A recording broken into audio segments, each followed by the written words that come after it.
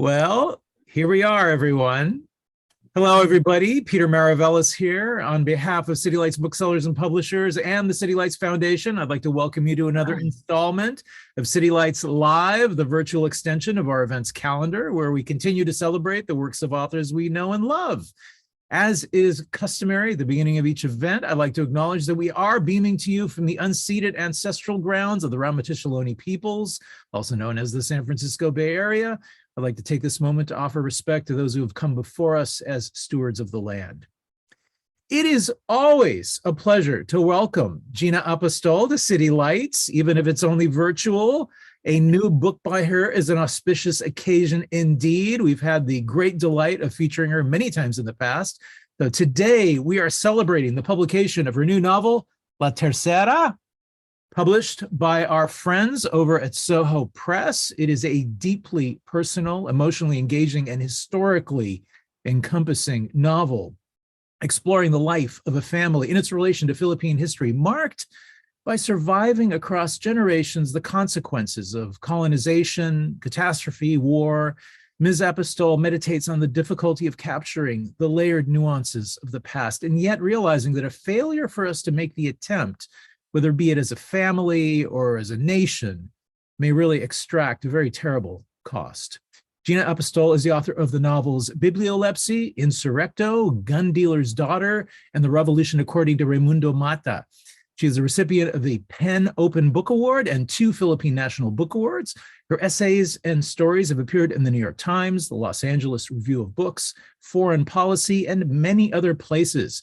She has made her home in New York City and Western Massachusetts. She comes to us today from Italy. Joining her in conversation is our Zamora Linmark. He is a poet, novelist, playwright, educator, and the author of 3 novels. These include Leche, Rolling the R's, which has been adapted for the stage, and The Importance of Being Wild at Heart. He has also published 4 poetry collections, including The Evolution of a Sigh and the collection Pop Verite. He has taught creative writing at the University of Hawaii and the University of Miami, and he divides his time between Manila and Honolulu. Before we begin, I would like to inform you we're going to be posting links in the chat function of your Zoom dashboard with which you may purchase copies of the books. We'll also be featuring a Q&A at the end, so please do post your questions in that same chat function. So now give us a warm welcome to Gina Apostol and our Zamora Linmark. Welcome to you both. Welcome to City Lights. Thank you so much, City Lights. Thank you so much, Peter. And hello. Good Zach, morning. hello, audience. You're in Rome. What time is it there now? Me? For Yeah. me? 8 o'clock p.m. PM. Also, it's 8 in the morning here in Honolulu. Exactly. But Hello to everyone. I love seeing the faces. I see it. Anyway, so when your publisher first asked me to read your book, to blurb it, I said, sure, because I was down in bronchitis, right? So I said, sure, Mark, email it to me. And so I printed it out because my eyes are so bad. And I was like, oh my God, what is this? War and Peace Be With You by Gina Apostol. And but I read it in like 3 days and I loved it. And I have to tell you this. And I guess my first question is, how this is an epic. You're talking about a family clan that spans over 100 years, right? And with 2 family trees, and their names are repeating a la Arcadio Buendia. Buendia. And I was wondering, how long did it take you to write this book? Yeah, it's quite a while because, well, the current version was really done more or less during the pandemic, so whatever it is right now it's a pandemic novel. But I've been doing the novel called William McKinley's World for quite some time. I started it before Insurrecto. Remember, Insurrecto was my recess novel from William McKinley's World. So I was doing this novel about these 2 brothers, one of whom, revolutionary versus collaborator, and one is going to kill the other. But the current iteration of this really came through when I was going home in 2019 for the Philippine Book Festival. And for some reason, I just felt so sad, going home. And I just kept thinking about my mother.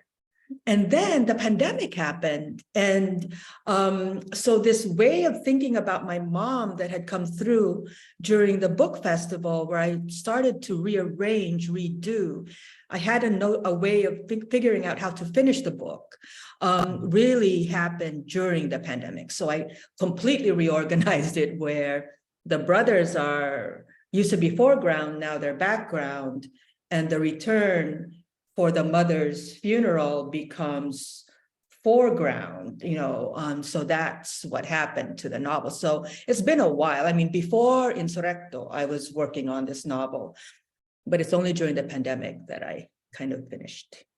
What I love about this book is that I oftentimes get asked, like, which of the books should, if I pitch a favorite author of mine, and they'll say, oh, which one should I begin with? And I have to tell you, I would begin with this one. I know you've written 5 books, Yeah. right?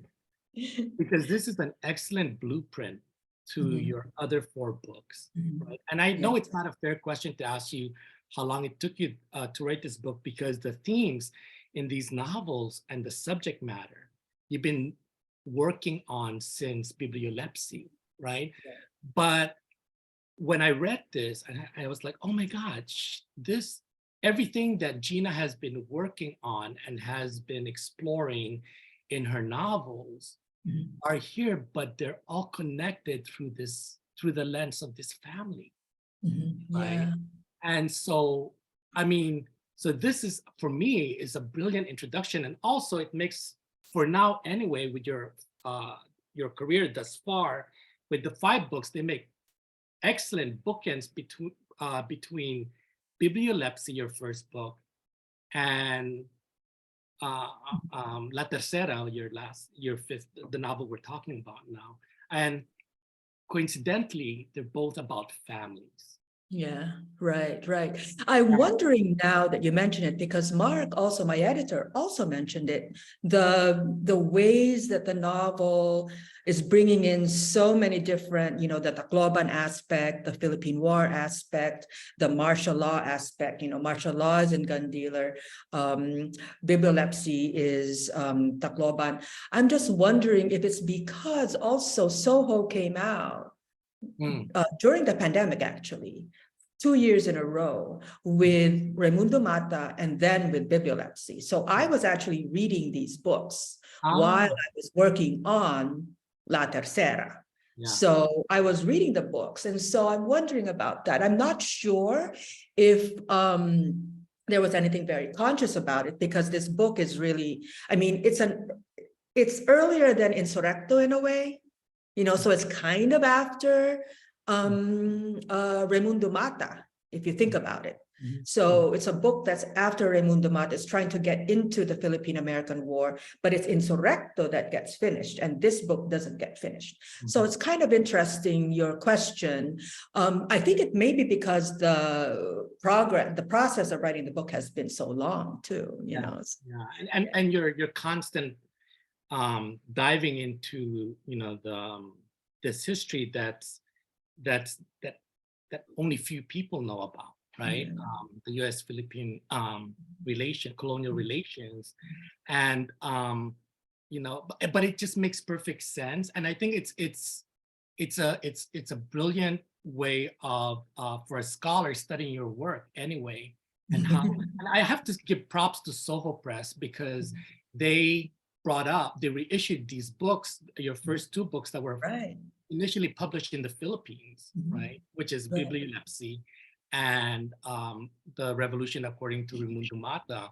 And but having read it now, it's like, oh my God, this is and further exploration and another set of can of worms about the U.S.-Philippine colonial relations coming out. And so I'm just like, I'm wondering now, I'm curious what your next 5 books will be about. You've just opened this can of worms. You're right. I would also say that what I thought was interesting about writing this book, especially the current version, the one that came out, the one that's now in print, is how very consciously I wanted to be different, in syntactically, syntax-wise, tone-wise, even. Well, maybe not. There's a lot of humor in all of the books, but you know, there's and mood, even the mood of this, or so. And then the mix of first person and third person that this book is also doing. Insurrecto was all third person, Bibliolepsy is all first person, Raimundo Mata is 4 first person narrations, plus 5 or 6, you know, within the piece. And so this one was also, I thought, interesting for me because the voice was, for me, different. The voice was different. As you're saying, there's a lot more waray. There's a lot more of the Filipino languages in a very organic way that I wasn't, you know, I mean, for instance, gun dealer is just, you know, it's just advanced placement English. That is what gun dealer is. AP English, you know, and, you know, so, yeah, so I just think that what was fun for me was trying to figure out those sentences that would be both simple as well as, you know, kind of deep enough, dense enough for all of the stuff that I was trying to put in. I want to add, because you brought up humor and you brought up language here, and all the traits of your 4 previous novels, Gina, are active and in this book, and they reflect the Pinoy culture and the nation, right? I mean, the traits of the Pinoy, I mean, humor. I don't think you can pick up a Filipino novel if you don't at one point or another laugh, right? Right, Because like your books. but there it is. Okay, there's the laughter.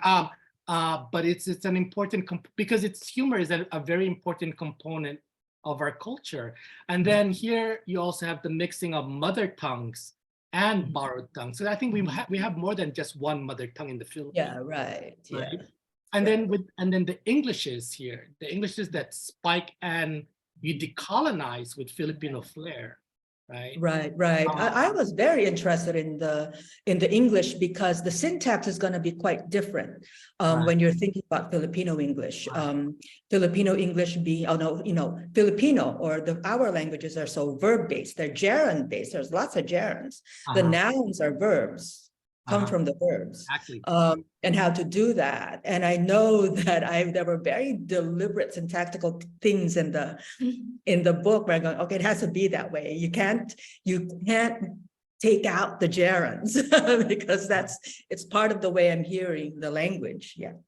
And I think it's very important language here because first and foremost, I think you're a language writer. I mean, you're a language story. I mean, language is it's one of the soul of your novels. One of the souls. And what I love about, and I'm seeing it more and more with this one, maybe this is why I'm liking this book so much, is that the Waray, the Cebuano, the Taglish, right? The mixing with the English, right? Tagalog or Filipino. The mixing doesn't only happen in the dialogue. It happens in the narration. And I noticed this, and I know maybe because I'm more aware of it now because I just finished editing an anthology of Hawaii Creole English stories and poems, right? But in the stories, I noticed that even with Pidgin English writers, the Pidgin only comes alive when they're talking in their dialogue, but not in the narration. And I was like, why is that? Why can't we just have a straight out, like, is it some, way of showing to the former colonizer that we can code switch, right? Is it a complex? And so when I was editing the pieces of the contributors for the anthology I wrote, I asked them, can you go back and narrate in Pidgin? And just make it todo Pidgin. Mhm. right?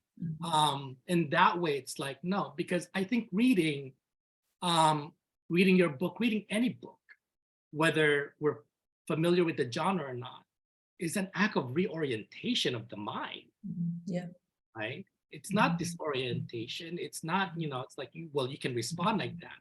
But for me, it's and there's a like somewhat of a like a refashioning. Like I have to, like it's a code.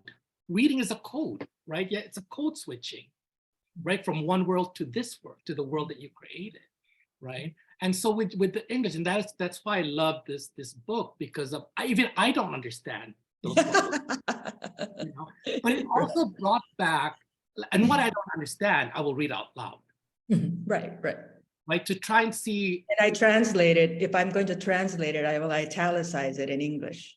Right, exactly, right. So and you don't even do that. You just go straight, and it came out so organic. And I wanted to ask you, so when you're writing, you write in, well, obviously the dominant language in the text is English, but you also have characters speaking 3 or 4 languages. So when Right, you're yeah. writing this, it came out so organic that I'm afraid to even explore your mind when you're writing this, because as you know, when we're speaking a language, we're participating in the space of that language, the culture of that language, right? So that's why it said, oh, you're code switching, right? It's like you were like code switching 4 times in one paragraph. What the Someone heck? wants to hear a passage. Oh, what? Someone wants to hear a passage. Oh, I'm good. wondering if I should read that. And maybe I'll read it and then see if I can have a response to your point. So Mhm. this passage is actually about language. And the girl Rosario arrives from the United States, and she's really angry that she doesn't know her mother's language, Waray. And then she has to go to school. Tagalog was my first subject on my first day of school. The teacher, Mrs. Mahablanca, also wore a uniform, peach-colored and fuzzy fabric, a plump lady whose extravagant hair had a little flip at the side in suspended animation. She did not smell like Dr. Tita Titas, but she did not smell of alliage. She had mosquito wounds on her face. At first, I thought they were freckles. She called out the children's names. One boy was named William McKinley Maceda. Another was Ferdinand Enaje Dumpit. There was a tiny kid in pigtails named Trina Trono Almendras. I was in awe of their names. Maceda, Ferdinand, Almendras. These are, by the way, the names of the senators who won in that 1971 election, when Marcos won. They were the names on the election posters. To me, all the words were connected because too many things were new and I was ignorant. Of course, my teacher did not call out Delgado. That was not my name. But when in the middle of class, she called me, I had no idea what was going on. She repeated my name, Rosario. I jumped up. Yes, that is I. I stood up from my chair, stepping out to the side like a sergeant beside the long arm chair, the way I saw my classmates did. Filipino, Rosario, said Mrs. Mahablanca. Filipino. Clutching my desk, I tried to guess what she wanted. Guessing was my mode of passage throughout all those days of my long arrival, when I had no idea if my place amid novelty was a permanent condition. Everyone was related. Anything had consequence. The smallest objects had enormous significance because I did not know their names. La Bacara, Lingkuran, La Mesa, Tuta, Terno, Takong. I was always on the edge of decoding a message. Some were easy to figure out, like frigidaire. That was a refrigerator, and only one person in Salugo had one, Shanpuli, the town's usurer and owner of the sawmill who had a generator. And you could get ice in bulk from him for a party or store your funeral desserts for a fee. Too many things had many names, like the word chair, lingkuran, silya, bangko, butaka, also bed, kama, higdaan, katre, katurugan. Items of rest had many names in the language of my mother, but verbs had only one, lingkod, higda. Pronouns had no gender. Hiya meant him or her, and no one cared if you mixed pronouns in English. The way my mom would call me a him and my brother a she, and Manamarga would correct her, but that useless rule is the fault of English, said my mom, and even Manamarga agreed. Later, when I had to learn Spanish, I traced the Waray words in it.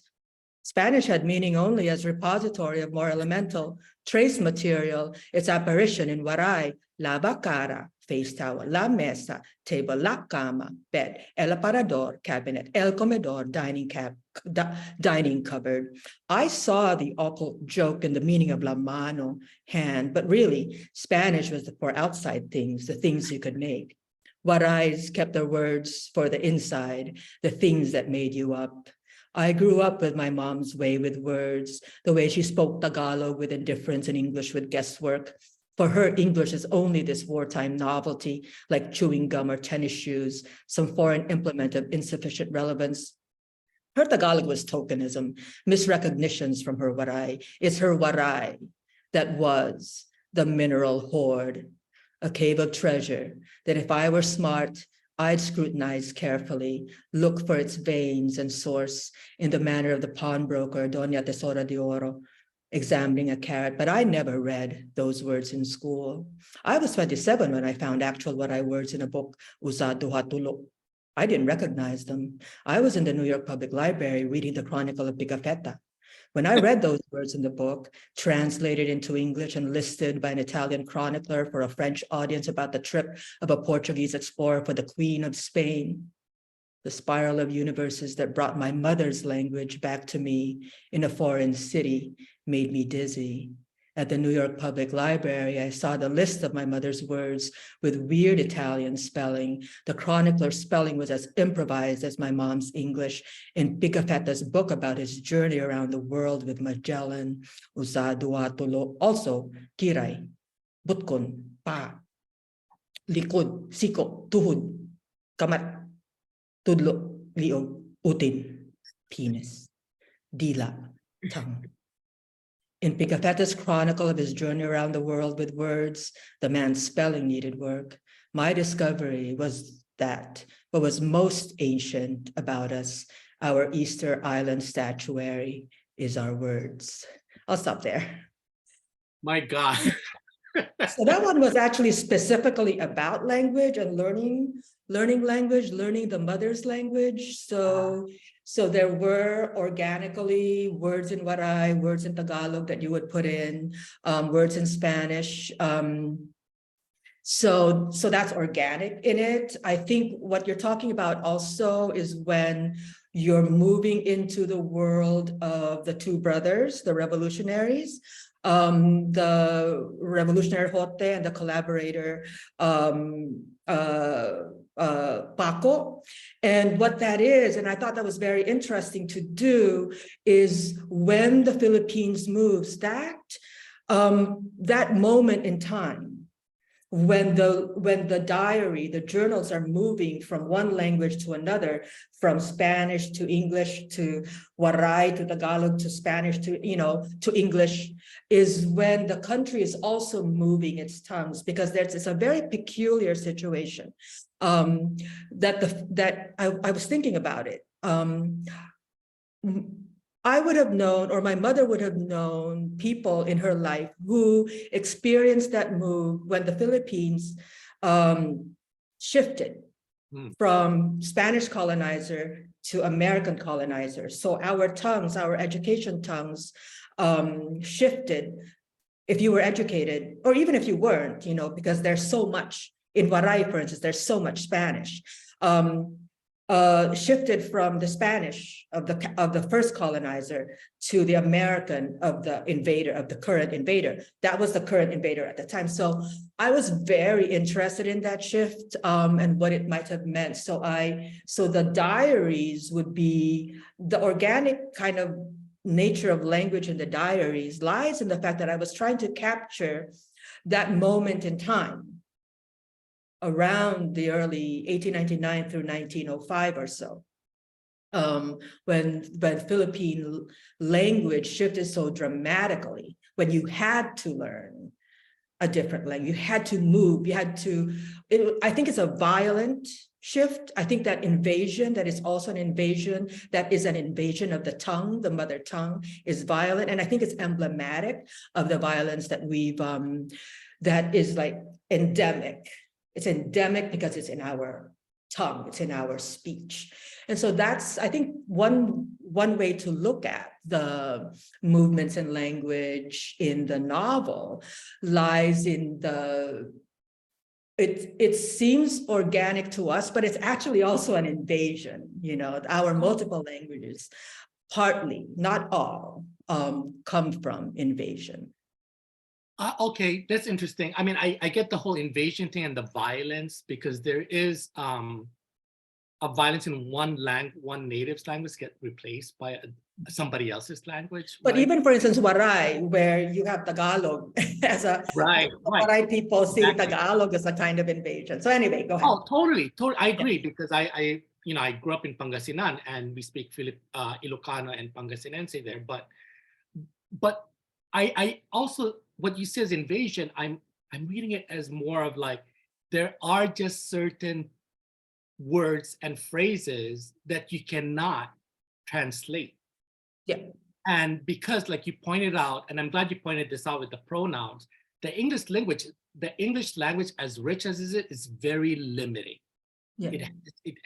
It cannot, I mean, I think every language has its limitations, right? And that is why when you interject your prose with these phrases, it's because they're organic, but also it'll be too long for me to explain it, right? Yeah, and also, I think there's also something that I was trying to do here, which is that I think it is impoverishing for others not to know the richness of what we have. Yeah. I think being able to share with a larger audience that multiplicity and that richness and that wealth that the Filipino experiences all the time, even, I would say this, even if you're mostly monolingual because you're Filipino-American and you became part of the American, colonial, you became part, your parents are immigrants and you don't speak Tagalog. I think you have this sense of another world. I think we know, even if you don't really speak Tagalog, we know our mother's tongue. We know that there's another tongue out there. And I think it's kind of impoverishing for the rest of the world, for the American audience, not to hear, not to know the world of the Filipino. So that's partly also, I think, one of the things I just decided to do, that you're just gonna hear it. Yeah. You're just gonna know what this culture is through the way I'm telling the story. Yeah, and bravo again to your press for not even, I mean, I don't want to get into it, Oh, but no. Yeah. and all of that. Yeah. But okay, going back to another thing from the excerpt you just read, I love the names. And in fact, I love all the names of your characters from your other books, because I think which I'm not really a fan of, but they're the symbol, right? They're symbolic. Let's start with your protagonist, Rosario, right? Rosario was born in LA, right? To a mother from Leyte, right? But for whatever reason, I'm not gonna say it, the book will tell you, they have to leave LA and go back to the Philippines. And then she does, so it's a reverse migration, right? Yes. And then she's there, and then she grows up there, she gets educated there, and then she goes back. So this is the return, really. The first return narrative is back to the US, not to the Philippines. The return narrative is back to the US, where she goes to grad school, eventually becomes the novelist that she is, working on her third book, which she completes at the end of La Tercera, a day after Typhoon Yolanda, which is 2013. Right. So your novel begins in like turn of the 20th century, and it ends like 113 years of my solitary confinement. 113 hours of my solitary confinement. But I love the names, especially in Raimundo Mata, because they represent who they are, right? And also they represent what they do. Right? And here, I don't know. Okay, Rosario is a very common name. Yeah. In the Philippines, right? But when you think of it, and I'm looking at the structure of your novel and how your novel is constant, it has these like Apostol trademark of digressions or episodic vignettes, right? In the form of memories, right? Of remembering, that Rosario makes perfect sense why she's called Rosario, because Rosario is, of course, obviously rosary. But if you think of the rosary as a structure, right, it's like it's composed of beads, right? And each and what she's doing is obviously she's connecting the beads together to create this larger narrative called La Tercera, right? And but it's also like when we're praying the rosary, it's like a mnemonic prompt for people to remember the life of Christ. That's for Catholics, right? But in this case, she's recollecting and resurrecting memories of the life of her family and ancestors that go back to like turn of 20th century, and that is being remembered, right? On a macro level, she's also remembering the life of this nation and the history of this nation, the damaged history, and this place that is at risk, which history is at risk of revision, if not erasure. So I think it's only fitting that Rosario is the narrator here with the name like that, because she is, for lack of a better word, she's an encantadora. Right. Yeah, which is very much a Filipino, like a Filipino figure. And I don't know if it's because I'm in Rome right now, and Rome is all Catholic. I mean, come on, it's just like everywhere. And what's interesting about Italy for me is that the symbolism in Italy is so close. It's so close to Filipino symbolism. It's not the material, I mean, just the scenes that they have. Anyway, so it's interesting that you say that about Rosario, because I wasn't very conscious of the whole kind of religious aspect, the religious encantadora aspect of it, the incantation, the oral, because our Catholicism is very oral. It's the rosary, it's the novena. I grew up with novenas, and the book is chock full of novenas. The Ave Maria novenas, the Ave Maria song, the novenas to Our Lady, all of those that are part of the text.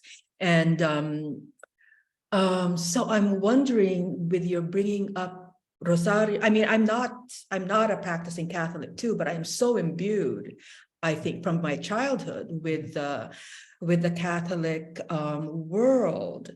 It is interesting to think about the naming and the repetition, because there's constant repetition of the novenas.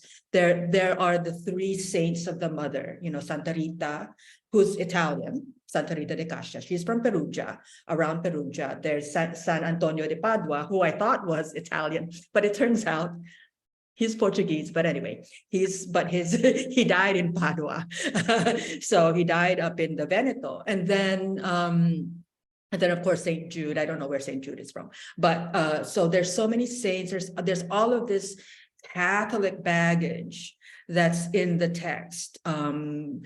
I did not see the Rosario. I mean, it's because her mother would have named her, her mother would have named her, and her mother was very Catholic and would have used something that came from her, whatever her birthday was. And I did check the birthday thing, to see what her birthstone should be. But her mother was named, for instance, for an opera, because it was her grandfather who named her. So all of these things, for me, naming is so interesting, because we don't carry the names that we choose. Those names are chosen by parents. And when you're thinking of your characters as a writer, you're thinking of all of these things, to be honest. It's all of it. You're thinking of the parents, you're thinking of the grandparents, you're thinking, and it is interesting to me that that you pick up on the names. The names create the character, but that character is also produced by the world that realistically has constructed her. In this case, her mother. So her mother, very Catholic, would have named her, given her not an opera name, not a learned name, which is what her dad gave her, but Mother Mary name. Yeah. I mean, yeah, I mean, I just want to reiterate that, you know, aside from the usual symbolism of a name, right? It's what I like about, I mean, the way your name, the names function, the names of your characters function, they relate to the structure of the novel. Yes. It has to be all of it. Structural.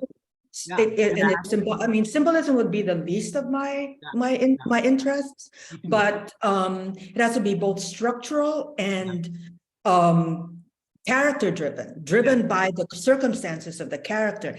And the symbolism is going to be, in my view, elegant and beautiful if it has all of those. Yeah, I agree. Yeah. I agree. You know what? There's so many people commenting, and I think we should, Peter, I think we should open up to them because I'm curious to see what they, you know, questions that they have for Miss Apostol here. Yeah. Yeah, so let's take a peek here. Right. Alrighty. So, all right, as we're G. Foster says the idea of language is essential to families that are displaced. It's Laura, also essential in the Philippines to histories that kind of get displaced. So the movements of language in, you know, from, let's say, the Spanish to the English, and then with the English were also kind of not colonized, but were really constructed by the American era politicians of, you know, that came after. And so you have the Tagalog becomes the main language. And there's a kind of displacement of all the other Filipinos with that Tagalog empire, the Tagalog imperialism too. So, yeah. Laura comments, I feel it's a whole secret world I know intimately and not at all. Such a great discussion. So yeah, everybody, please do post any thoughts, any questions. We're happy to, you know, kind of entertain. Could I say something about the names, because you brought up the names. So Trina Trono actually appears in my earlier, and she's in Raimundo Mata. Yes. She's the publisher in Raimundo Mata, and she appears as a child in La Tercera. And it is kind of interesting the way you hold on to the names of your characters. The ways that Magsalin returned to from Raimundo Mata to Insurrecto. And in this case, so many of the names here, could I just say this about many names in La Tercera? What I also wanted to do was include the names of the Filipinos that we don't remember in the Philippine-American War. That was my original impulse with William McKinley's World, just to tell the stories of Macario Sakay, you know, Manuel Tino, all of these amazing, I think, resistors who in many ways, some of them were co-opted, like Tino was co-opted, but Macario Sakay was beheaded by the Americans. He tried to, just the story. I tried to figure out how to do his story of how to, he tried to assassinate Alice Roosevelt, the child of TR, but he did not manage to do it. He was instead beheaded. I just think, I also wanted to bring in the names of the Filipino heroes.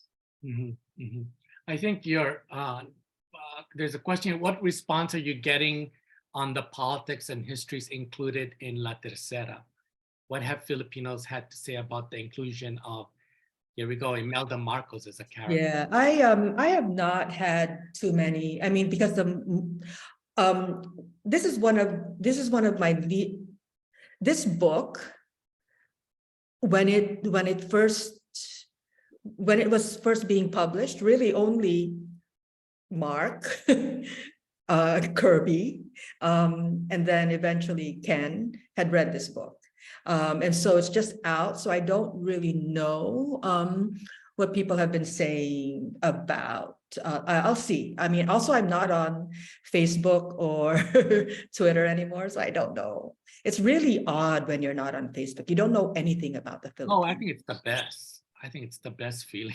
But I think, but I'm glad that all these characters and these political figures that are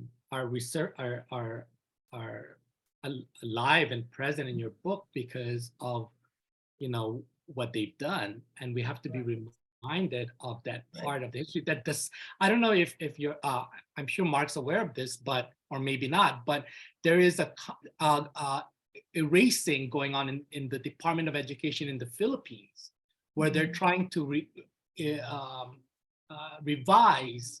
rewrite the Marcos era, right? And I think this is where the power of fiction comes in, because now fiction, as it has always done in the past, has this way of like providing like a truth savior almost, right? And so whether we like it or not, we will remember them, but we can remember them in bibliolepsy, in their present there. Look, there's Casiana Nacionales in Insurrecto, who's a real figure. Raimundo Mata is a real figure. And just here, another thing about the names, Raimundo Mata is a real historical figure, but he was blind and his last name was Mata. Which is odd. Which is like, I mean, he's a real figure. And Casiana Nacionales, she really was a nationalist who tried to overthrow the Americans in Balangiga. Well, her name is Nacionales. It's kind of weird. No, but I'm glad, because you have what gun dealer's daughter. There, you know, if we're just focusing on the current president administration right now, the Marcoses, you have gun dealer's daughter, you have bibliolepsy, you have this book, then you have, of course, obviously you have dog eaters, you know, and all these other books of their novels, and now they make excellent and powerful tool, if not weapon, to combat the revising that or omitting or erasing of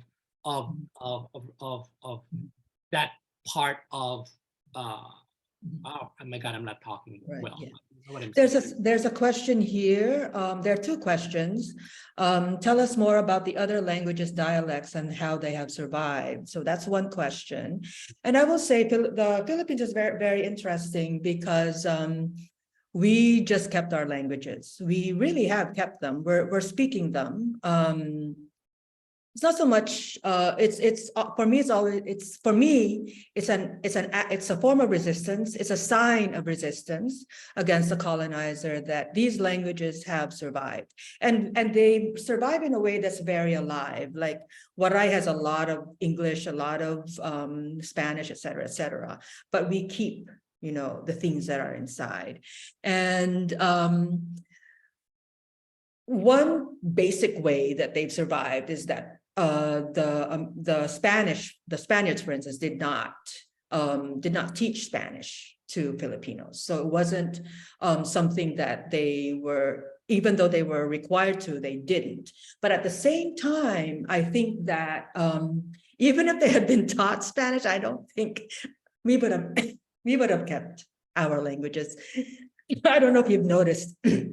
Exactly. No, if you go to the Philippines, they will not teach you their language. Exactly. They will make fun of you for speaking their language. They will just start laughing, but it's not something that they would, like, you know, automatically try to do, you know, teach you. But unlike the other countries that were colonized by Spain,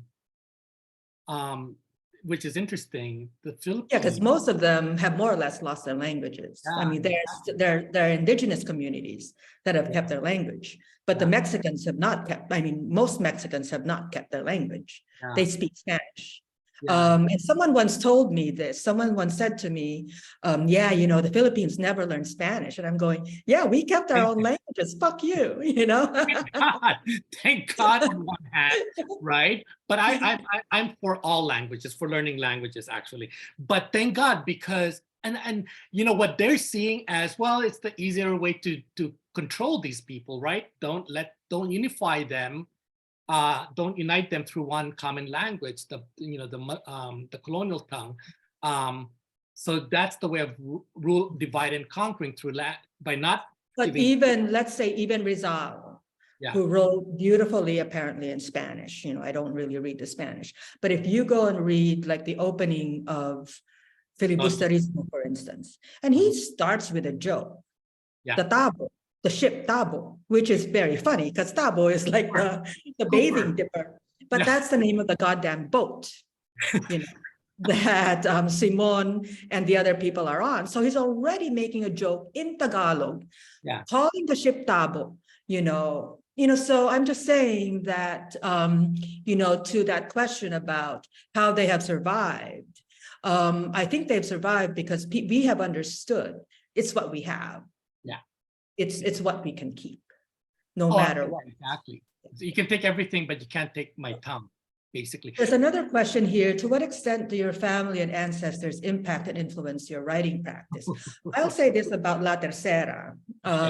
It's the first time I've consciously used my family in a very deliberate way, my own personal life in a very deliberate way. The other ones have been unconscious. My life comes in, but I don't. Like even with bibliolepsy, I would say that, you know, the girl fucking around with all of those, all of the writers, that was a lot of fun, you know, but it was,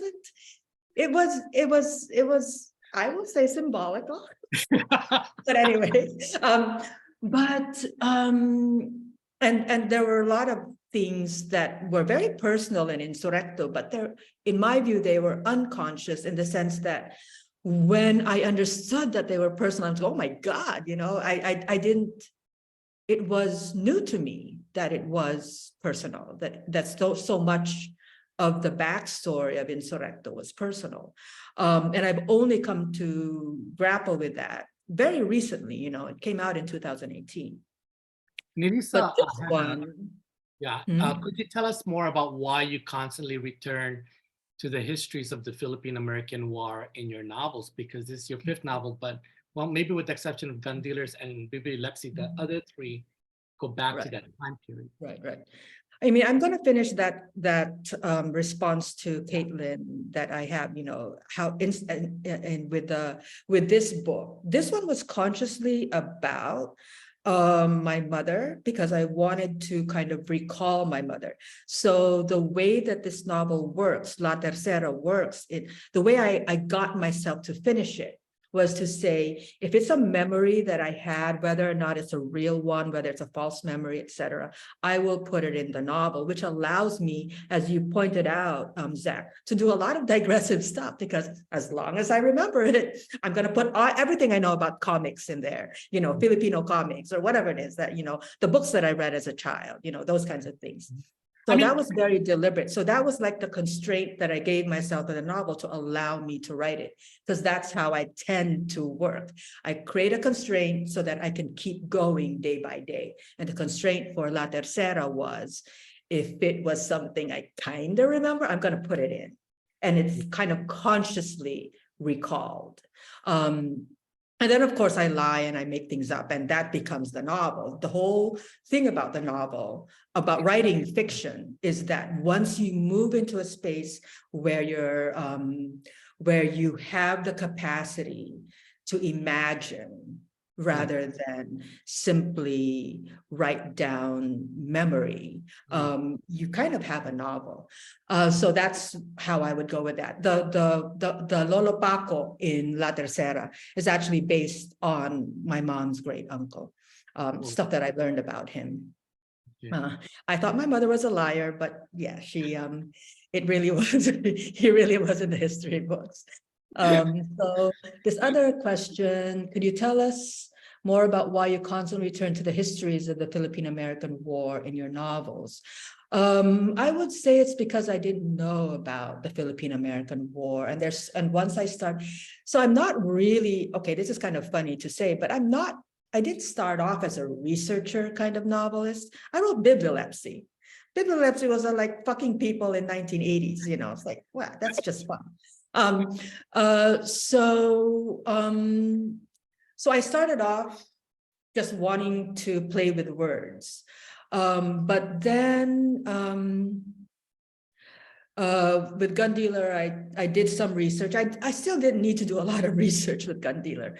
But when I did Raimundo Mata and I tried to get to the American War, I didn't get to it because I realized when we talk about the Philippine Revolution, we don't think about the American War. It's only the war against Spain. It's only the Spanish War. And so I had to do a lot of research on the American War, and I didn't know jack shit about the American War. We have not been told.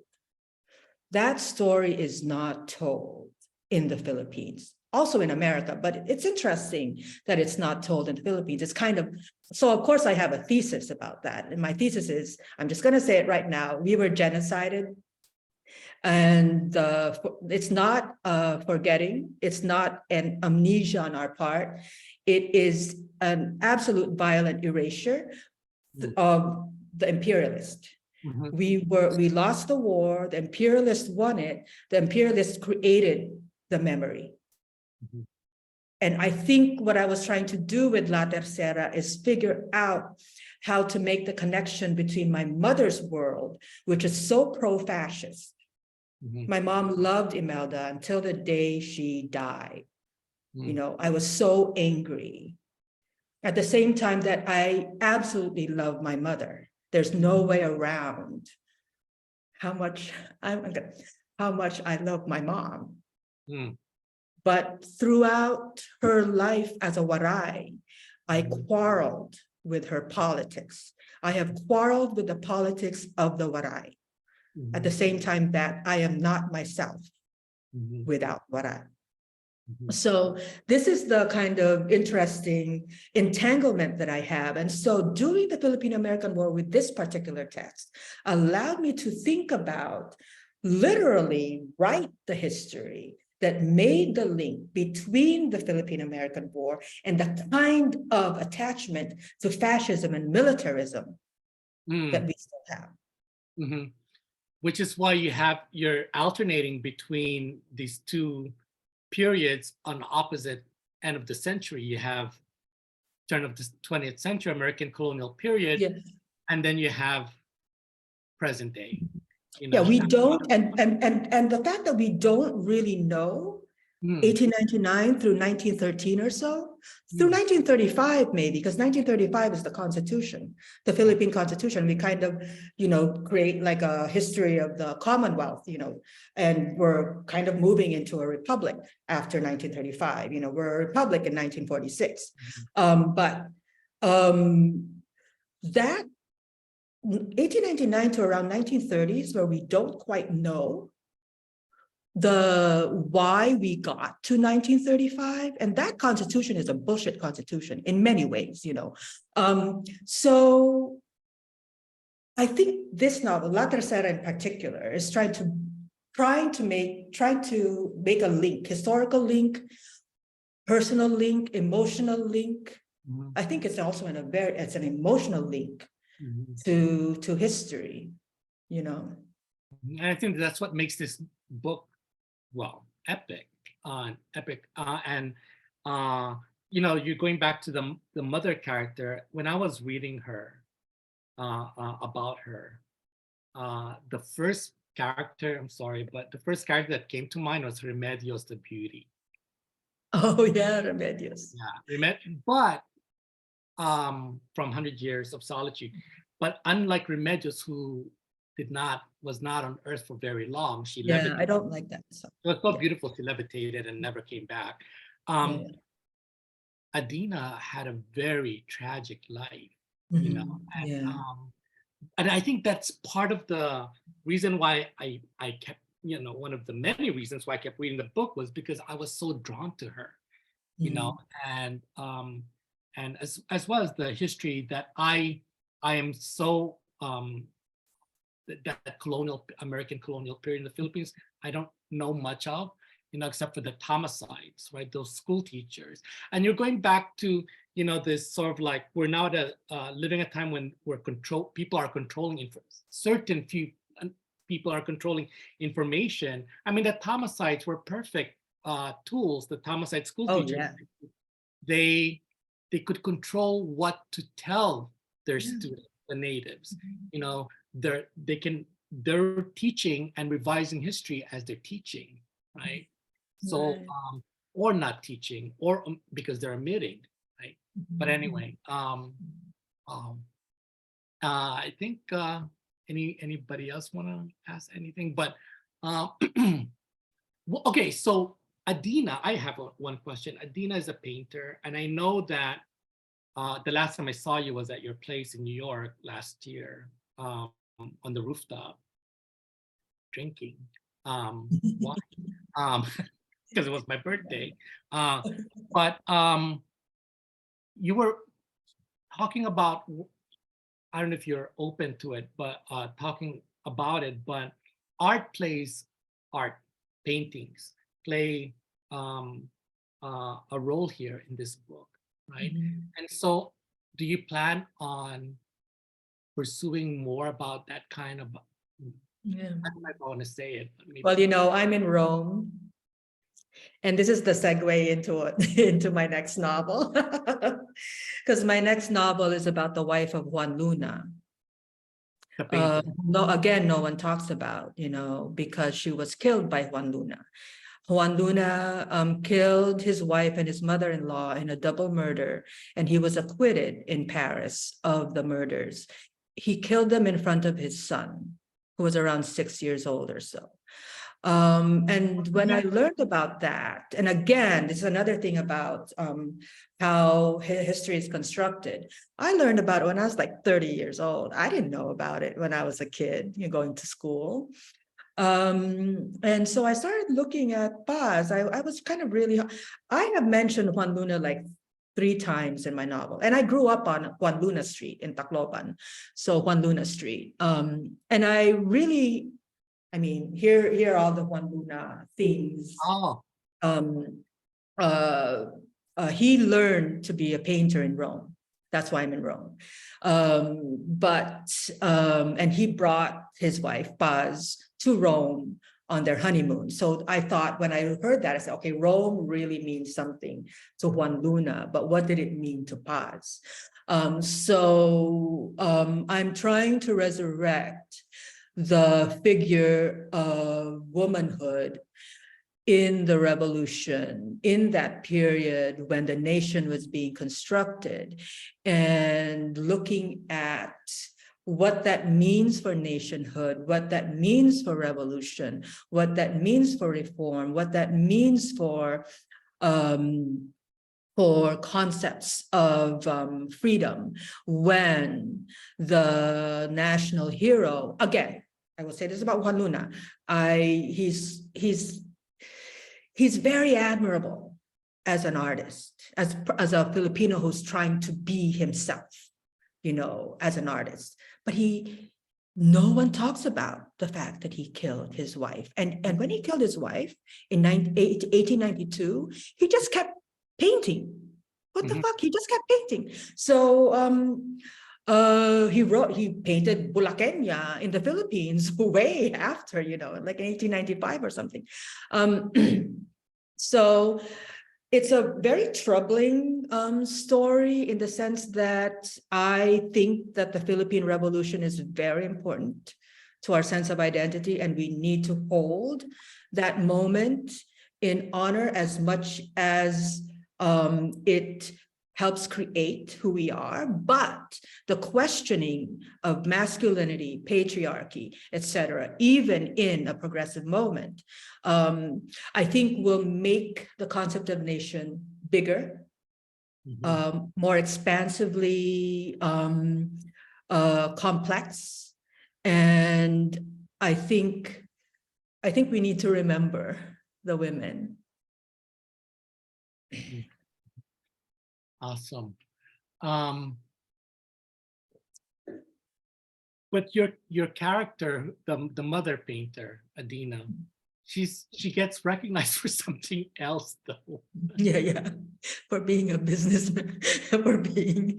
I don't want to do the spoiler alert, but she's not recognized for who she or for what she should be recognized for. But I was like, oh my God, and I just started laughing. But anyway, It's very Tacloban. It's very Filipino also.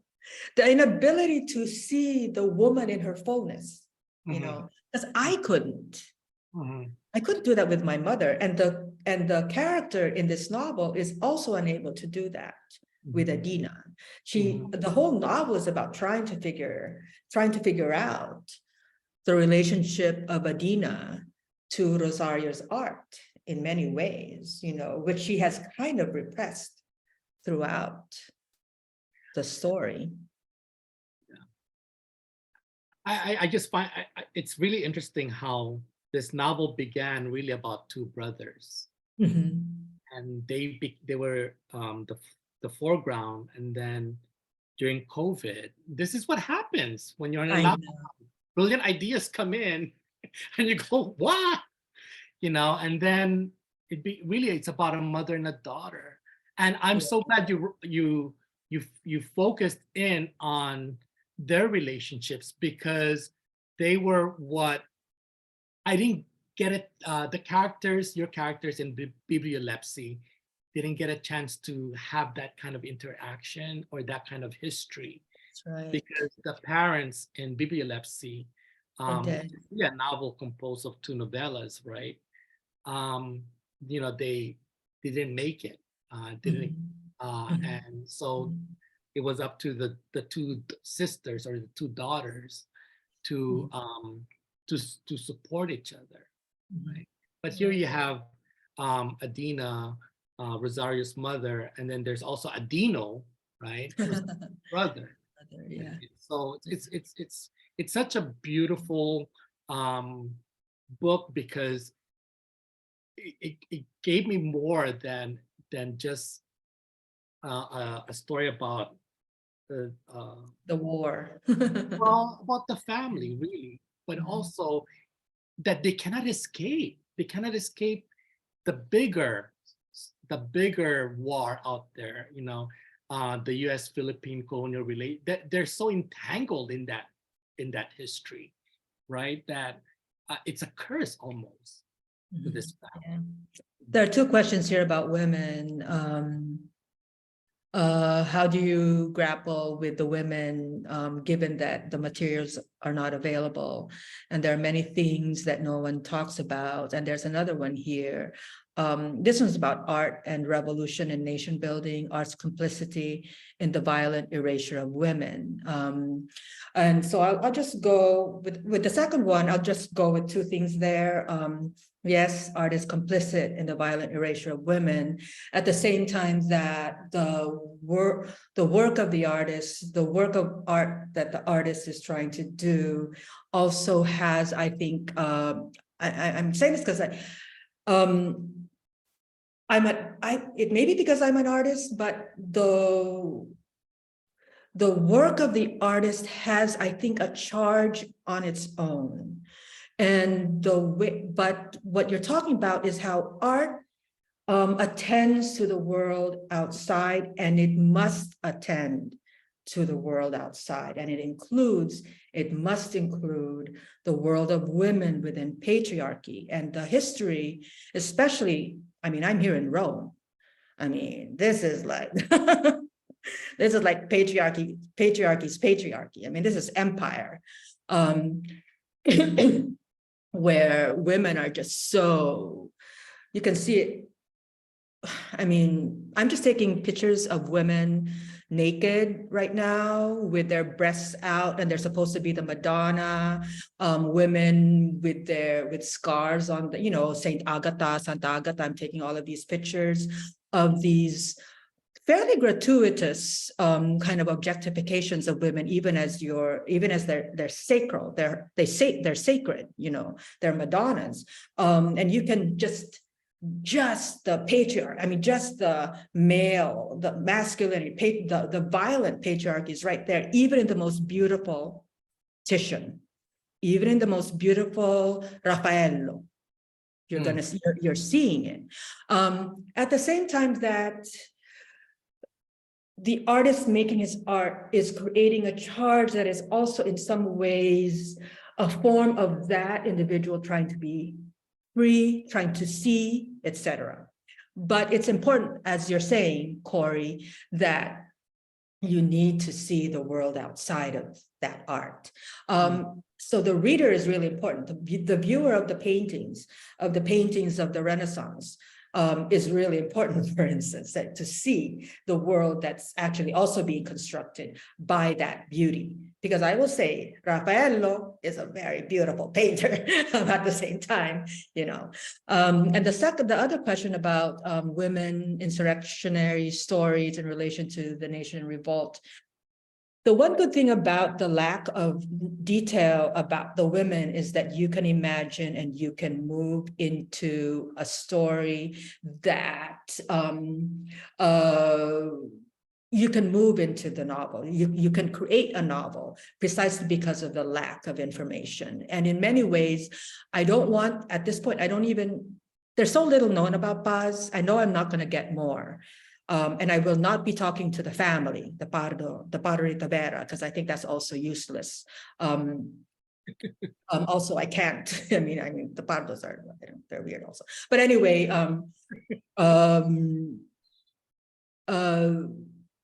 the absence of information actually allows art to happen. I think. I agree. I think but you also want to leave room, right? When you're writing, for imagination, for the element of surprise, to be surprised, to have that unexpected, because for all we know as writers, like maybe that is what is meant to be on the page, not the research or not the interviews that happened, you know, and I'm glad that on one hand that you're not interviewing the Oh, I never interview the family of the historical figures that I'm working with, because I need to be free. But also, because I will feel, you know, you're Filipino, no? You'll have utang na loob, no? Because you talk to them, you know, you feel bad. So I don't want utang na loob. Exactly. But also, like, they're also gonna just give you what you want to, how they want to be presented. Right. I mean, that's also useful, but I wouldn't necessarily follow. But my problem really is being Filipino and being with a person and having a relationship. And I don't want that relationship with you. Exactly. No, it's great. I think that, you know, because memory is also it's imagination. I mean, the two are when we're or even with La Tercera, I could not have written this novel if my mother were alive, which is sad. I would be fine with not having written La Tercera if my mother were alive. I would be fine. But she's not. And that's the only way I could have written it. Or you could have written it, but maybe we will not have the fortune to read it right now. Yes, she would be so mad. So how long are you in Rome for? Until July. Oh, sweltering. Yeah. How's the weather there now? It's good. It's now it's dark. So So if there are no more questions. Thank you so much, Gina. This is thank you so much, Zach. In Honolulu, and it's been great. And I hope that everyone picked this book up, because this is a good introduction to your world of Gina Apostol's bibliography. It's true. Yeah, you're right. Thank you so much, Zach. Love you. Well, I want to thank you both. This has been such a great deep dive and a real pleasure having you both with us. Gina, congratulations. Another amazing novel. Zach, thank you from the heart. Really appreciate you doing the honors. Such a great job. Also want to thank Lily at Soho Press, and also Mark Doughton for all that he's done over the years. Such a great friendship and always a pleasure featuring your books. So I'd like to remind everyone we have posted links with which you may purchase this fantastic book. I have actually given it a recommended read status as a staff member. I think, Gina is writing some of those vital fiction of our day. And I don't give recommended reads very often at the store. I let other people do it. But for this one, I had to. I feel it's an important book. I hope you all get a chance to read her work. We also carry a lot of other titles as well. I posted links in the chat with which you can check those out. Today's event has been made possible by support from the City Lights Foundation, continuing the legacy of our founder, the late Lawrence Ferlinghetti, through public events like this one, our publishing program, and educational outreach, all dedicated to sustaining a vibrant community of readers, writers, and independent thinkers. So thank you, everyone. Please take care. We hope to see you all again soon. Thank you so much, Peter, and thank you so much, City Lights. Thank you so much, everyone, for being here. Love to everyone. Ciao. Aloha. Ciao, ciao, ciao.